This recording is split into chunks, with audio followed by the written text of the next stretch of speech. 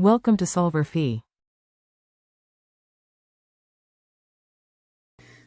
Okay, so the 38 gives us a graph with some data on it, right? And on this graph, from 0 to 100, we have the partial pressure of oxygen in the alveoli, and then sort of quantitatively from 0% to 100%, we have the percent of oxygen, saturation of the hemoglobin. Okay. It's a funny looking M, so hemoglobin. Great, and then we have this sort of sigmoidal curve that's going to look something like that, right? And it doesn't quite get all the way up to 100.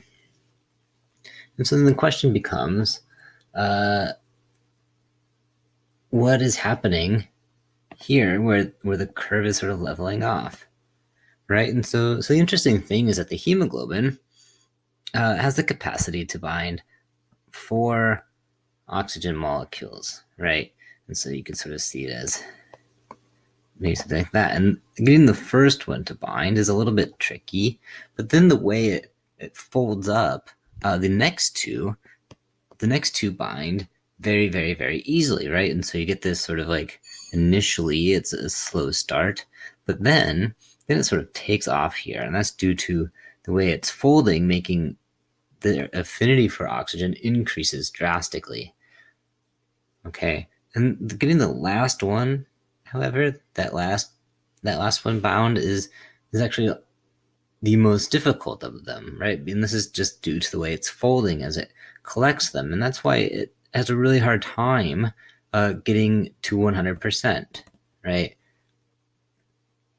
If all 3 of the following ones were easy to gather, the graph would have sort of shot up here and then just gone to 100, right? But instead it doesn't quite get there, and that's due to the difficulty of that 4th oxygen molecule binding. And so while part A is sort of true, that the affinity for oxygen increases as the availability of oxygen increases, it doesn't quite tell the whole story about how once it increases to the very high levels,